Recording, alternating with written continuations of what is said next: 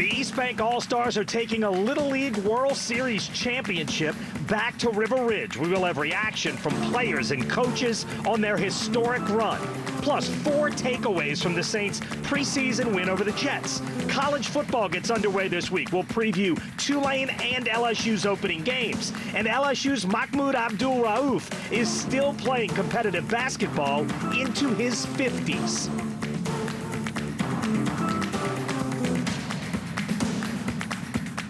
The Saints won Saturday night. LSU and Tulane opened their seasons this week, but we're starting with Little League Baseball and an amazing run by the East Bank All-Stars, which ended with a World Championship. I'm Doug Mouton. Welcome to 4th Down on 4. The team from River Ridge played aggressive. They swung at the first pitch often, and they kept the pressure on Curacao. And for their entire World Series run, they did everything fundamentally right. It was a dominating win after a dominating run through Williamsport, as Ricardo LeCompte reports. Off speed, raced, and Wiltz catches it. And Louisiana is your Little League World Series champion. It's every baseball team's dream to end a game in a dog pile. For these Jefferson Parish All-Stars, those dreams came true at the mecca of Little League Baseball. I'm feeling amazing. I've always dreamed of this since I was a little kid. The whole thing is surreal, and maybe I'll process it in about 2 years. The 13 boys representing River Ridge capturing a Little League World Series title Sunday in Williamsport, Pennsylvania, a feat no New Orleans area team has ever accomplished, let alone any team from the state of Louisiana. I can't explain how good this feels. I mean, like you said, we were the first team from Louisiana to make it. I'm speechless. But the road to the title was a long one for East Bank Little League because it lost right out of the gate.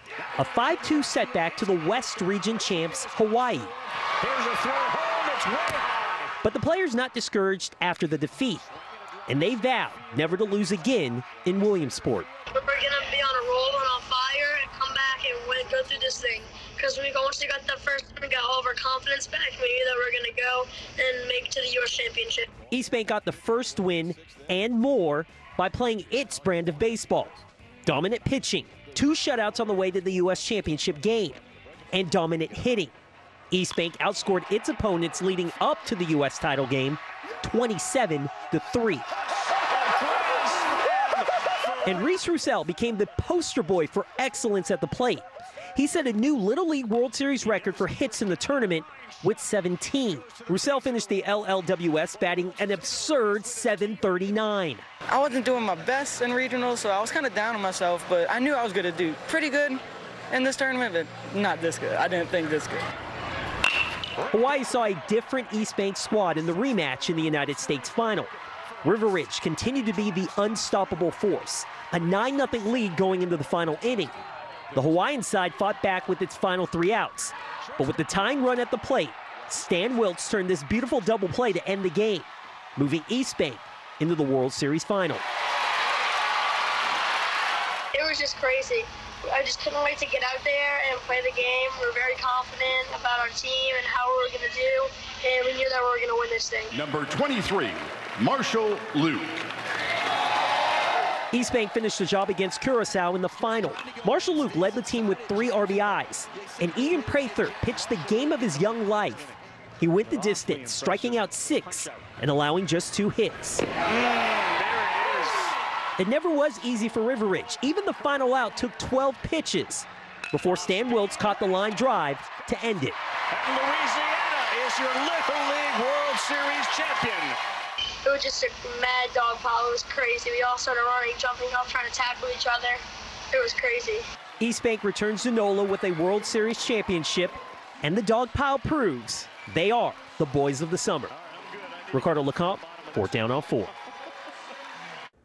All right, good stuff, Ricardo. On to the Saints. And the dress rehearsal Saturday night against the Jets had like a million penalties, which at times made it difficult to watch. But it was a terrific effort, and the numbers certainly bear that out. The Saints were significantly better than the Jets on 3rd down. They gained like 100 more total yards, and they held the ball for 9 more minutes. And, of course, most importantly, they won by 15. Now, I know the Jets are bad, but that's a solid night. And working Working around the penalties, we came up with 4 takeaways from the game. Our first, at number 4, the Saints took long looks at a bunch of guys, and that means something. Linebacker Vince Beagle, for instance, got 43 snaps. Remember, he was a 4th-round pick of the Packers. Michael Ola, Patrick Omameh, both got a ton of snaps at tackle. Will Clapp at guard. Those 3 are all on the roster bubble, and Divino Zigbo led running backs in snaps. He's certainly given himself a chance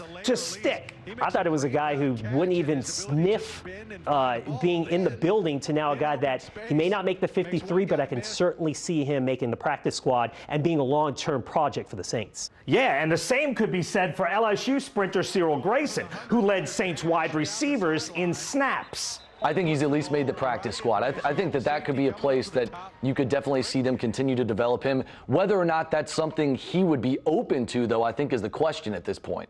The long looks do mean something as the Saints fill out the bottom of their roster. But at 3, the guy who appears to have made the Saints roster already. With Marcus Sherrills out, Deontay Harris has grabbed the return man job and is literally running away with it. I think he'll win the foot race. He will. Touchdown, Saints. When he returned that kick, 78 yards for that touchdown in the 4th quarter, in my opinion, I thought he won the job. Welcome to the 53-man roster. I mean, in my opinion, that punt return for a touchdown locked him in right there. And I also think that, look, he's the leader in the clubhouse when it comes to this punt return job. We thought coming in it was going to be Marcus Sherrill's job to lose. He hasn't been on the field, and Deontay Harris has taken advantage of the reps he's gotten. Doing it in a game means a lot. We've seen Deontay Harris do it in a game. We haven't seen Marcus Sherrills do it yet, and when you're not available, that doesn't bode well for you.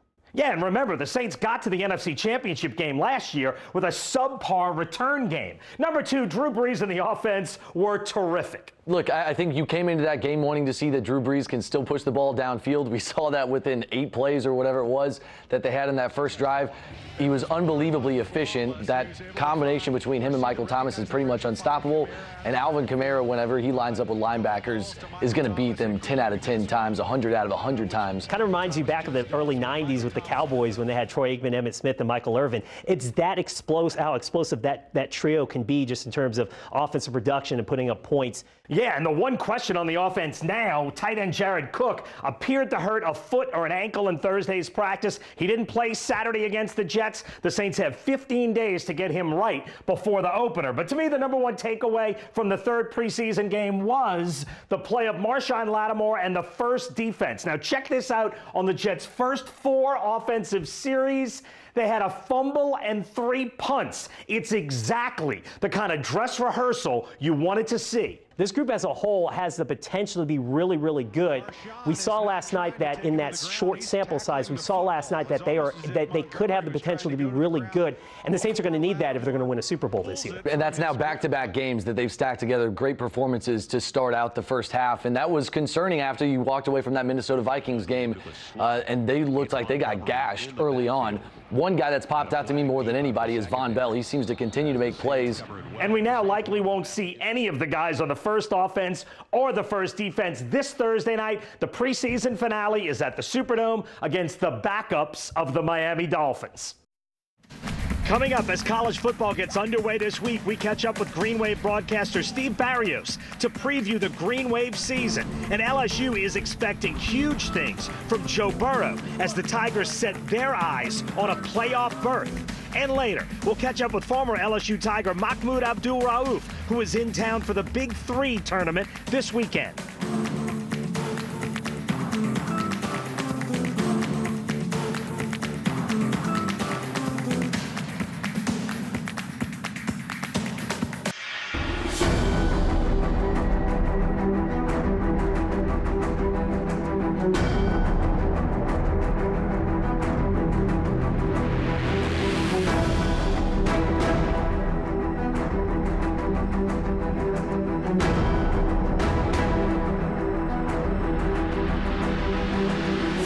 Off of a bowl game and we win it, and then like the energy, like everything is like just different around here, and we're loving it.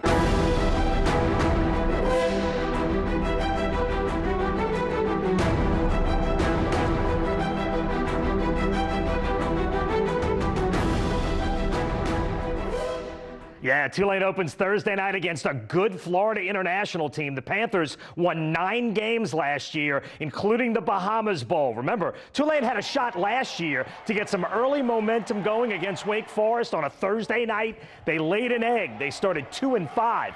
Then Justin McMillan took over at quarterback, and the Green Wave took off. Right now, the Wave have momentum like they haven't had in a long time, and a good start is critical. We caught up with the man who's called Tulane football games for the past 37 years, Steve Barrios, for his perspective on Thursday's opener and what Willie Fritz has built. This is an important opener, isn't it? Yeah, it really is. You know, we're coming off a great finish last year, going to the Cure Bowl and winning.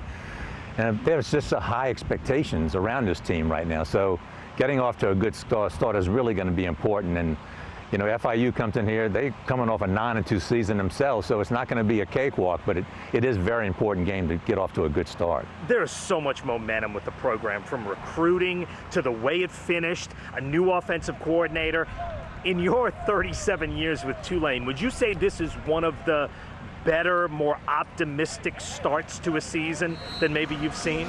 Yeah, as far as enthusiasm and people being excited, you know, I'd have to go back probably to the '98 season, you know, the year after that, to getting people so excited about what's coming up. So a lot of expectations, a lot of excitement I hadn't seen in years. Yeah, and a completely new offense, or at least significantly different offense. How do you expect this offense to actually look different in gameplay now?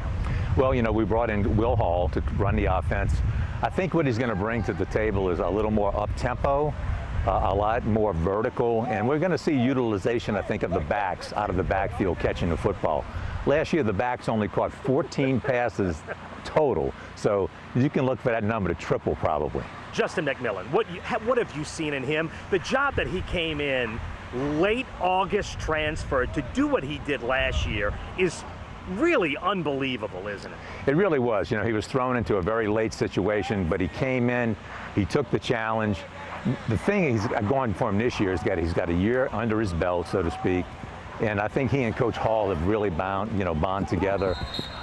He's going to be the leader. He's taken the role on, and I think the team's really adapted to him being their leader. Have you seen a difference from a recruiting standpoint in what Coach Fritz has been able to do maybe this year, as opposed to, I know that first year or two was tough on him from a recruiting standpoint. Have you seen or felt the difference in how things are starting to move for him? Most definitely. You know, we're getting a lot of 3-star guys. We're getting guys that probably would not have looked at Tulane last year.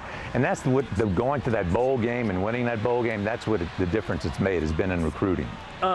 Look, Tulane's had blips where they've been good in your 37 years. What they haven't been able to do is put it back to back or back to back to back. You feel like Coach Fritz has it on the cusp of doing that more so than maybe in previous years? I really do. You know, when Coach Fritz came in, I think his main objective was to change the culture here. And we've seen him do that incrementally. 4 wins his first year, 5 wins his second year, 7-6 last year in a bowl victory. And of course with the recruits, so he's doing that, you know, and what Coach Fritz also brings is a stability in his coaching staff. He's only probably had 2 new coaches in the last 10 years, 10 plus years. So I think he's doing all of those things. Look, the question becomes at Tulane, when you've had success in the past, people have come and taken the coach away. Do you feel like Coach Fritz, maybe because he's been around a little bit, he's a little older than Tommy Bowden was back in the day, do you feel like maybe he's here for a long haul and you can maybe build this long term? Yeah, I really do. You know, in talking with him privately, I don't think he's really looking to use Tulane as a stepping stone. I think he's been successful everywhere he's been, Georgia Southern, Sam Houston. So I think he's looking to put Tulane on the map, to make Tulane reputable, compete for conference championships. I think that's his main goal at this point. You've done this for a long time. How excited are you to get this thing started right now? Very excited. You know, Thursday can't get here fast enough. And for LSU fans, Saturday can't get here fast enough either. Of course, the Tigers open up at home against Georgia Southern. The first major game of the season is in week 2 at Texas. Andrew Doak reports. Ed Ogeron's team begins the season as the 6th best team in America, according to the Associated Press. That's in part thanks to what looks like a ferocious defense led by sophomore Kayvon Chason, who will be playing his first game since an injury in Week 1 last season. Ready, touch! However, to get LSU to the college football playoff in 2019, the Tigers expect big things from number 9. Make no mistake about it, the LSU Tiger football team is going to go as far as Joe Burrow takes them this season. And when you watched him last year, he got more comfortable as the year went along. You just look at the numbers. The first 10 games of the season, he was throwing for under 200 yards a game with a touchdown to interception ratio of 7-4. Look at the last 3 games of the season, he was throwing for over 300 yards a game and a touchdown to interception ratio of 9-1. No, it's not even close. I feel like a seasoned vet out there, getting really just ready to play the game. I'm excited to get going. Coach Joe has brought a lot of really good things, and Coach E has really brought a lot of really good things as well. You know, we're still kind of evolving as well, trying to, you know, we're putting the finishing touches on who we are, and that'll kind of be finalized before next week. Joe's a pretty sharp quarterback. He's a coach's son. He knows what he's doing. He's always studying. He's pretty tough. Burrow and the Tigers will open the season at home against Georgia Southern at 6:30 Saturday night. Still ahead, the man formerly known as Chris Jackson had a legendary career as an LSU Tiger, but it's taken almost 3 decades for Mahmoud Abdul-Rauf to have his jersey hanging in the rafters in Baton Rouge. That story when we come back.